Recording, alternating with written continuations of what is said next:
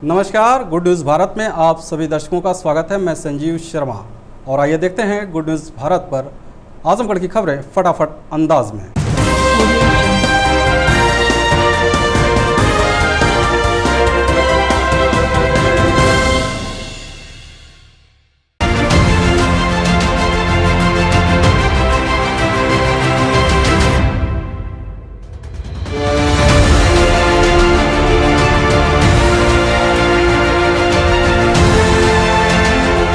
Azamgarh DM Rajesh Kumar ने बताया कि महाराष्ट्र व केरल से आने वाले यात्रियों की कोविड जांच की जाएगी। इसके लिए दिशा निर्देश जारी किया।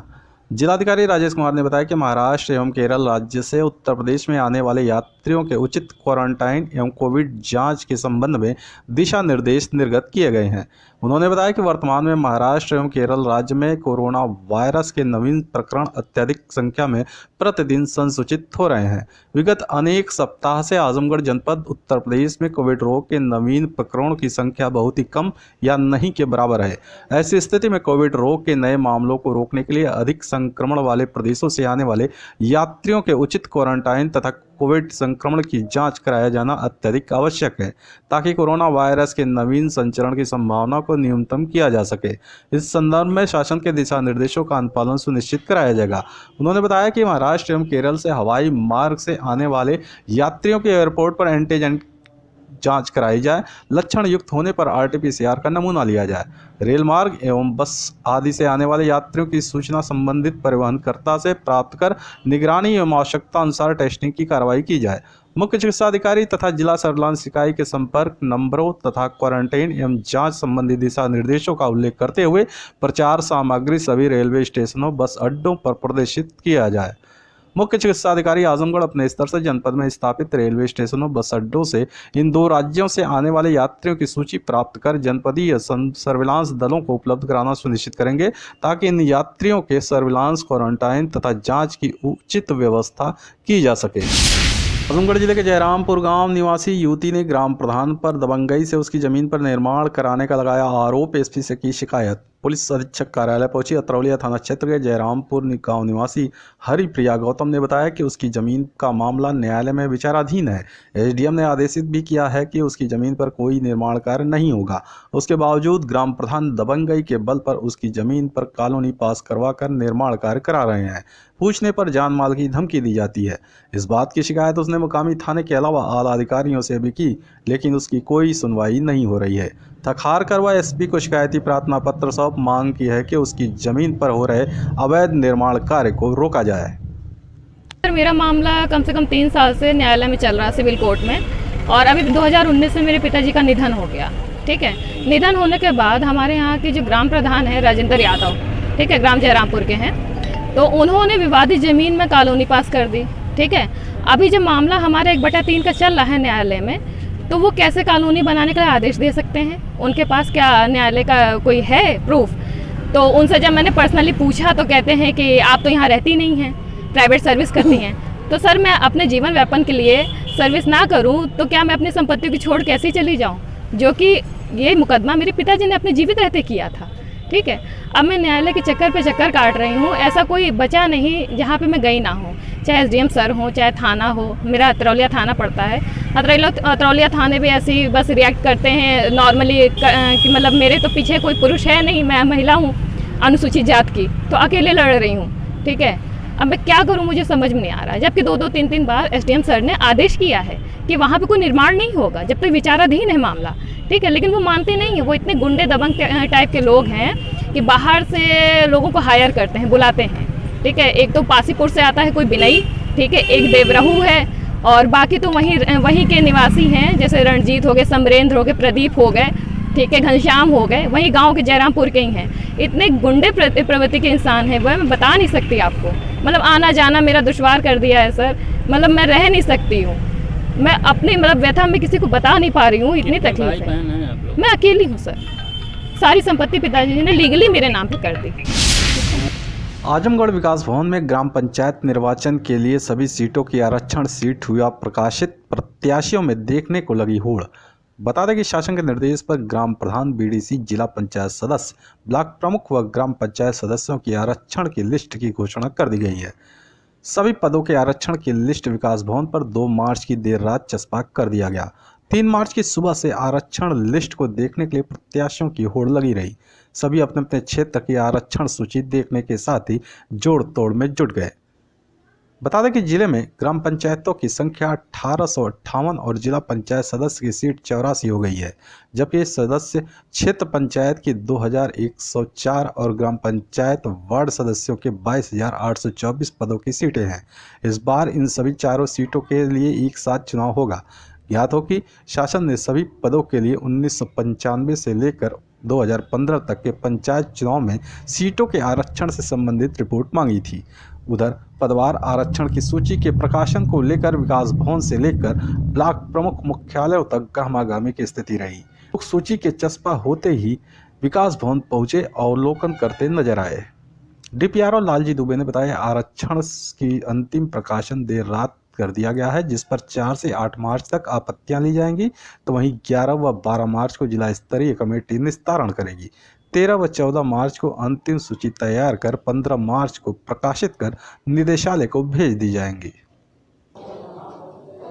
सामान्य निर्वाचन 2021 में जो कि पंचायतों को प्रारंभ है, इसमें आरक्षण का जो पीरियड है और उसका प्रकाशन की तिथि 2-3 को निर्धारित थी, जिसमें कल देर रात ही इसका प्रकाशन हस्ताक्षर करा के कर दिया है, जिसमें जिला पंचायत सदस्य, ग्राम प्रधान, बीडीसी सदस्य तथा प्रमुख और ग्राम पंचायत सदस्यों के आरक्षण को प्रकाशित कर दिया गया है, जो अनंतिम है।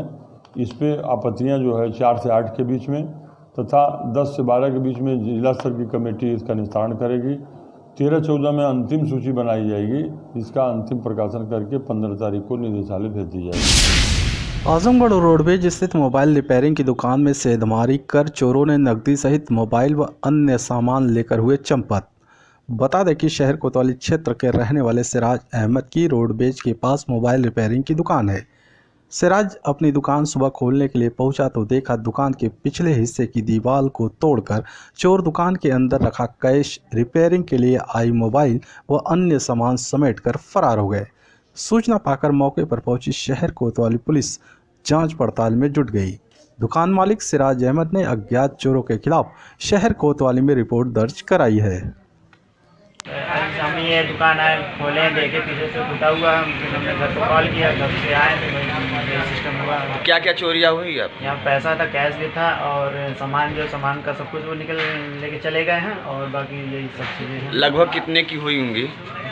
कैश तो ज़्यादा ही था, लगभग 60-70 से जो भी था, और प्लस सामान का जो सामान चीज़ है सामान ले गए, और उनके कस्टमर के लिए मोबाइल लेके चले गए हैं।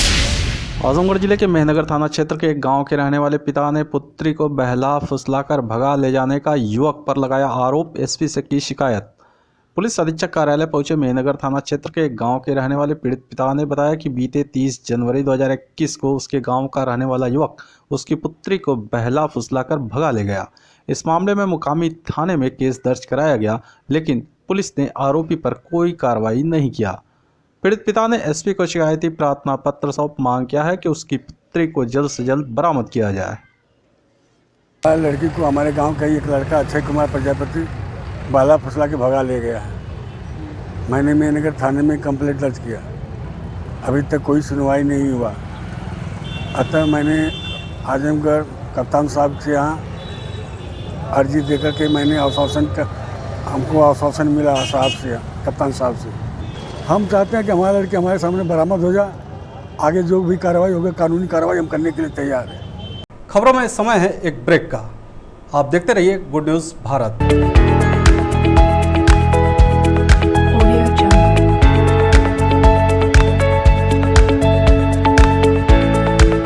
ब्रेक के बाद एक बार फिर से आपका स्वागत है और आइए देखते हैं आजमगढ़ की खबरें फटाफट अंदाज में।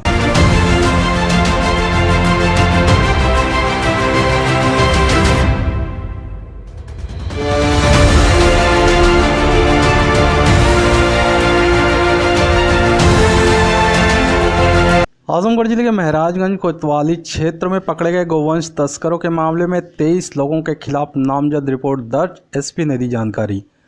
पुलिस अधीक्षक सुधीर कुमार सिंह ने बताया कि 2 मार्च की रात महाराजगंज थाना क्षेत्र के कोलमोदीपुर गांव के पास एक ट्रक से 12 गोवंश के साथ 2 लोगों को पुलिस ने गिरफ्तार किया है। इस मामले में 23 लोगों को चिन्हित किया गया है जो गिरोह बनाकर गोवंशों को इकट्ठा करके ट्रक से ले जाकर उन्हें बेचने का काम करते थे। गोवंश को मारने में प्रयुक्त होने वाले औजार बरामद करने के साथ 2 लोगों को गिरफ्तार किया गया है। साथ ही इस धंधे में लिप्त 23 लोगों के खिलाफ नामजद रिपोर्ट दर्ज कराई गई है। जल्द ही उनकी भी गिरफ्तारी हो जाएगी। देखिए, महाराजगंज में एक ट्रक में कुछ गाय और बछड़े बरामद हुए थे और उनके साथ काटने का औजार भी बरामद हुआ था गौवंश को काटने का। इस संबंध में मुकदमा पंजीकृत किया गया और इसमें 23 लोगों के खिलाफ मुकदमा पंजीकृत किया गया और ये पूरा गिरोह है जो जानवरों को इकट्ठा करता है। उसमें छुट्टे जानवर भी हैं जो लावारिस घूमते रहते हैं और इन्हें पकड़ के फिर ये लाद के ले जाके बेच देते हैं। तो पूरे गिरोह को आइडेंटिफाई किया गया है। 23 लोगों के खिलाफ नामजद FIR की गई है और इसमें कुछ लोग गिरफ्तार किए गए, बाकी की दबिश दी जा रही है ताकि पूरे गिरोह को एक साथ। आजमगढ़ जिले के अराजी बाग स्थित एक स्कूल में homoeopathic medical association of India women's unit ने बच्चों के साथ मनाया अपना वार्षिकोत्सव। बता दें कि homoeopathic medical association of India women's unit Azamgarh ने वार्षिकोत्सव अराजी बाग स्थित विकास मॉन्टेसरी स्कूल में बच्चों के साथ मनाया। सर्वप्रथम होम्योपैथिक के जनक डॉक्टर सैमुअल हैनीमन के चित्र पर माल्यार्पण व दीप प्रज्वलन कर कार्यक्रम का शुभारंभ किया गया।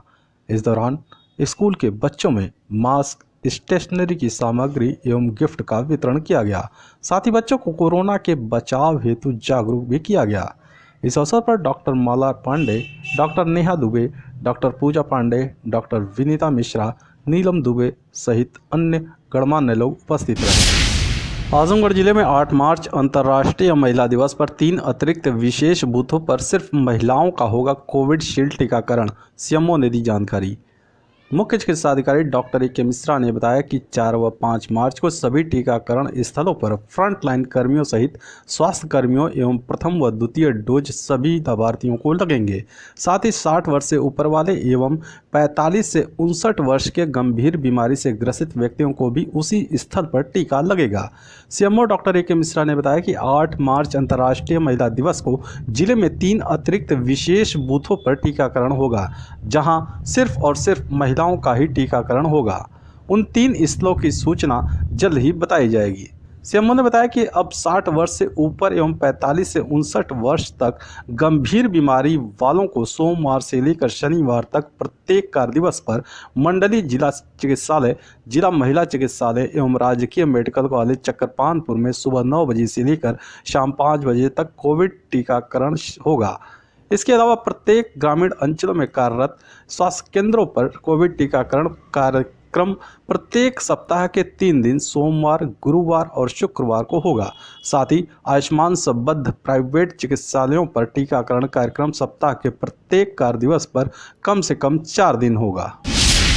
आज़ाद फिल्म इंटरनेशनल के सहयोग से बोंगरिया में 7 वर्षीय तबला वादक कृष्णा राम पांडे ने ऑडिशन में दिखाया जलवा, सभी रह गए दंग। आज़ाद कल्याण समाज सेवा समिति के तत्वाधान में आज़ाद फिल्म इंटरनेशनल के सहयोग से 3 दिवसीय प्रतिभावान कलाकारों की खोज में एक कदम रंगमंच की ओर कार्यक्रम के तहत गीत, संगीत, नृत्य, अभिनय के प्रतिभावान कलाकारों का ऑडिशन बोंगरिया बाजार में संपन्न हुआ। मुख्य अतिथि वरिष्ठ पत्रकार, आइडियल जर्नलिस्ट एसोसिएशन के जिला महामंत्री मकसूद द्वारा फीता काटकर कार्यक्रम का शुभारंभ किया गया। संस्था द्वारा मुख्य अतिथि को सम्मानित भी किया गया। कार्यक्रम का शुभारंभ स्वाति पांडे के सरस्वती वंदन से हुआ। इसी क्रम में मोनू भोजपुरिया, हनुमान पांडे, घनश्याम पांडे आदि प्रतिभावान कलाकारों ने भी अपने गीतों के माध्यम से ऑडिशन दिया। गाजीपुर जिले के जाही निवासी 7 वर्षीय तबला वादक कृष्णा राम ने अपने तबले के माध्यम से अपनी प्रतिभा बिखेरी तो इसे देखकर सभी लोग दंग रह गए। साक्षी पांडे और अन्य प्रतिभावान कलाकारों द्वारा नृत्य, अभिनय आदि का ऑडिशन दिया गया। मुख्य अतिथि ने प्रतिभावान कलाकारों की खोज के लिए आयोजित इस कार्यक्रम की सराहना की। उन्होंने कहा, लुप्त हुई विधाओं को जीवित रखना तथा अश्लील गीतों पर रोक लगाना बहुत बड़ी पहल है। संस्था के सचिव बृजभूषण रजक ने बताया कि इस रंगमंच के माध्यम से लुप्त हो रही विधाएं कहरवा, धोबिया नृत्य, पावरिया, आल्हा, धुक्कड़, लोकगीत, बिरहा, भारतीय सांस्कृतिक धरोहर को जिंदा करना, अश्लील गीतों का बहिष्कार करना और ग्रामीण अंचल के प्रतिभावान कलाकारों को एक प्लेटफॉर्म देना हमारा मुख्य उद्देश्य है। उन्होंने कहा, प्रतिभावान गीत, संगीत, नृत्य और अभिनय करने वाले कलाकारों की audio video recording, shooting, editing और लॉन्चिंग सभी निःशुल्क की जाएगी। इसके साथ ही प्रतिभावान कलाकारों को पुरस्कृत भी किया गया। इस ऑडिशन के माध्यम से 5 वर्ष से 15 वर्ष और 16 वर्ष से 30 वर्ष के कलाकारों का चयन किया गया।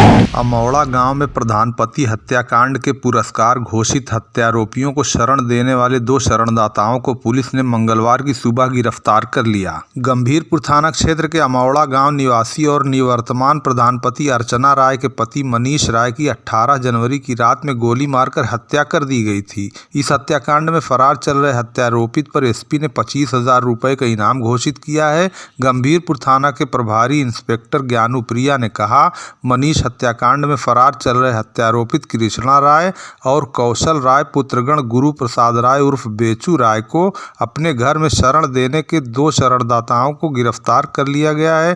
पकड़े गए शरणदाताओं में हरिश्चंद्र यादव पुत्र स्वर्गीय हंसराज यादव ग्राम रसूलपुर चक चौबे थाना गंभीरपुर और शिवपूजन यादव पुत्र स्वर्गीय रामनाथ यादव ग्राम उमरी श्री थाना गंभीरपुर के निवासी हैं।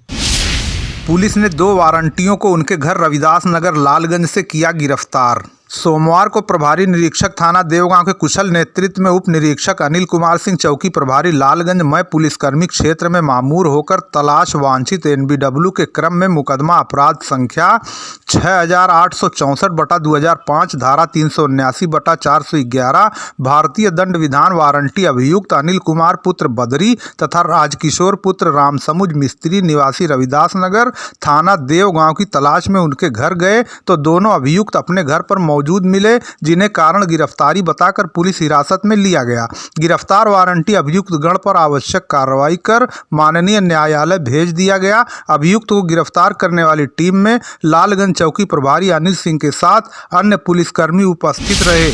आजमगढ़ जिले के नगर पालिका परिषद मुबारकपुर द्वारा प्रधानमंत्री स्वनिधि रोजगार योजना के अंतर्गत सभी वर्गों एवं छोटे व्यवसायी सरकार द्वारा 10,000 की ऋण योजना से लोगों को लाभ मिलेगा।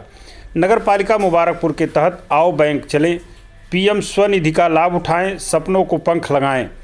पीएम स्वनिधि मेला नगर पालिका परिषद मुबारकपुर में शुरू हो गया है। आपको बता दें कि इस योजना में समस्त कारोबारी, मजदूर वर्ग या किसी तरह के व्यापारी, सफाई कर्मचारियों, राहगीर, मीट मछली विक्रेता, कपड़ा व्यवसायी, बुनकर तथा छोटे मोटे समस्त कारोबारी एवं राहगीरों को इसका लाभ मिलेगा। इस योजना में सरकार द्वारा 10,000 का लोन दिया जा रहा है, जो 1 वर्ष नियंत्रित भुगतान पर 10% ब्याज सहित चुकाना है। डिजिटल पेमेंट करने पर 12% की छूट दी जाएगी तथा समय पर भुगतान करने पर बड़ा लोन भी प्राप्त कर सकेंगे। नगर पालिका अधिशासी अधिकारी राजपति वैश्य ने कहा कि नगर पालिका का लक्ष्य है मार्च 2021 तक 3025 लोगों को लाभान्वित करना। 6 दिवसीय मेले का लक्ष्य है, जिसमें 1565 में से 1125 पूरा हो गया है। इस प्रधानमंत्री स्वनिधि रोजगार योजना के बारे में नगर पालिका के अधिशासी अधिकारी ने और क्या कहा, हम आपको सुनाते हैं। मुबारकपुर में कल मतलब कि 1 मार्च 2021 से 6 दिवसीय मेला लगा है। माननीय प्रधानमंत्री स्वनिधि मेला जो स्ट्रीट वेंडर्स के लिए लगाया गया है कि माननीय प्रधानमंत्री जी का ये है कि उनका विजन है कि जो लॉकडाउन में हमारे गरीब व्यवसायी मजदूर वर्ग या भी जो भी छोटे मोटे धंधा करके अपना रोजी रोटी कर रहे थे, साधन अपना कमा खा रहे थे, वो धंधे चौपट हो गए थे, लॉकडाउन में पूरी तरह ठप हो गए थे। उन्हीं ऐसे वर्ग को जो भी ठेले घूमचे वाले थे, जो भी छोटे व्यवसायी थे, दैनिक मजदूरी करने वाले लोग थे, बुनकर वर्ग थे, जो छोटे छोटे धंधे करके अपना दैनिक मजदूरी करके अपना कमाने खाने वाले लोग थे, इनके धंधे को और विस्तार देने के लिए माननीय प्रधानमंत्री जी 10,000 रुपये का लोन वितरित कर रहे हैं, जिसमें यह है कि 7% अगर आप नियमित लेन देन कर रहे हैं, समय से भुगतान कर दे रहे हैं अपने लोन का, तो 7% सब्सिडी दे रही है बैंक माननीय प्रधानमंत्री जी के निर्देश पर, और 1200 रुपये कैशबैक भी हो रहा है। अगर डिजिटल पेमेंट करते हैं, आपको डिजिटल लेन देन कर रहे हैं, तो 1200 रुपये कैशबैक भी हो जा रहा है। मतलब कुल मिला के अगर 10,000 रुपये आपको सरकार दे रही है, बैंक दे रहा है, तो 10,000 रुपये में आपको 7% सब्सिडी प्लस 1200 रुपये कैशबैक। कुल मिला के बहुत बढ़िया स्कीम है ये, बेरोजगार बढ़ाने के लिए। छोटे व्यवसायी जो हैं 10,000 रुपये मिल जाने के बाद अगर उनका धंधा चल पड़ रहा है, बढ़िया व्यवसाय बढ़ जा रहा है, तो बड़ी अच्छी बात है, बड़ी खुशी की बात है। प्रधानमंत्री के जो सपना है वो सपना भी पूरा होगा और हमारे छोटे मोटे व्यवसायियों का, अपने मजदूर वर्ग का क्या लक्ष्य है नगर पालिका का सर? नगर पालिका का लक्ष्य शासन जो हम लोगों को निर्धारित किया गया 3025 का है, जिसके सापेक्ष हम लोग पूरा प्रयास कर रहे हैं कि हम लोग अपने लक्ष्य। अब तक कितने हुए होंगे लगभग? अब तक 1125 कल का हमारा था लक्ष्य, 1125 पूरा हो गया था। जो ये 6 दिवसीय मेला लगा है, इसमें हम पूरा प्रयास करेंगे कि जो शासन का लक्ष्य है उसको हम निश्चित रूप से पूरा करेंगे।